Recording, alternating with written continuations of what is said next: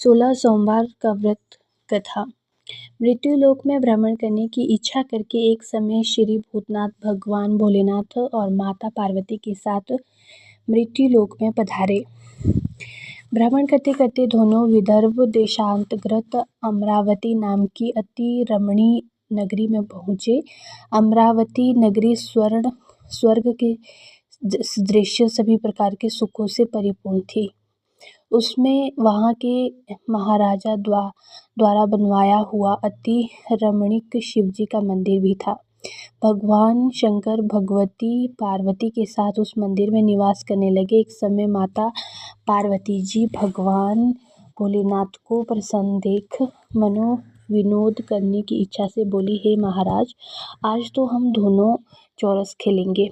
शिवजी ने प्राण प्रिय की बात को मान लिया और चौरस खेलने लगे। उसी समय मंदिर का पुजारी ब्राह्मण मंदिर में पूजा करने आया। माता पार्वती ने पुजारी से प्रश्न किया, पुजारी जी बताओ, इस बाजी में हम दोनों में से किसकी जीत होगी? ब्राह्मण बिना विचारे जल्दी से बोल उठा कि महादेव जी की जीत होगी। थोड़ी देर में बाजी समाप्त हो गई और पार्वती जी की जीत हुई। पार्वती जी को बहुत गुस्सा आया और ब्राह्मण को झूठ बोलने के अपराध के कारण श्राप देने को चली। भोलेनाथ ने माता पार्वती जी को बहुत समझाया, लेकिन उन्होंने ब्राह्मण को कोढ़ी होने का श्राप दे दिया।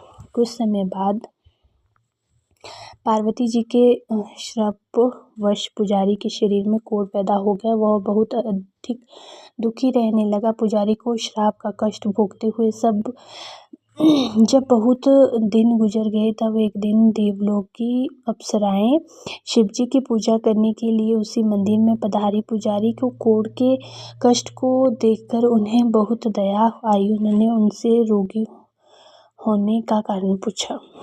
पुजारी ने निसंकोच सारी बातें उन्हें बता दी। वे अप्सराएं बोली, हे पुजारी, अब तुम अधिक दुखी मत होना, भगवान शिव तुम्हारे सारे कष्टों को दूर कर देंगे। तब सब व्रतों में श्रेष्ठ पोषण सोमवार का व्रत भक्ति भाव से किया करो। पुजारी ने अप्सराओं से विनम्रतापूर्वक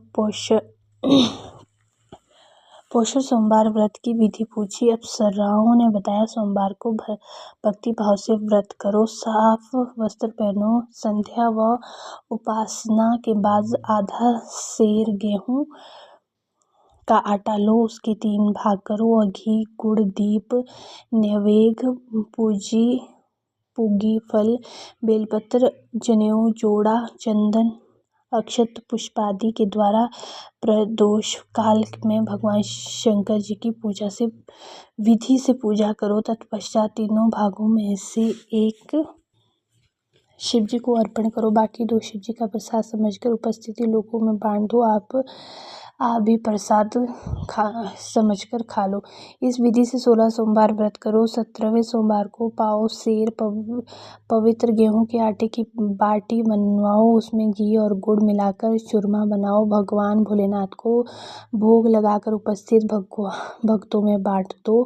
उसके बाद कुटुंब सहित प्रसाद लो तो शिवजी की कृपा से आपकी सभी मनोकामनाएं पूरी हो जाएगी। ऐसा कहकर अप्सराएं स्वर्ग को चलेगी। ब्राह्मण ने यथाविधि पोषण सोमवार व्रत विधि किया तथा भगवान शिव की कहकर अप्सराएं स्वर्ग को चली गई। ब्राह्मण ने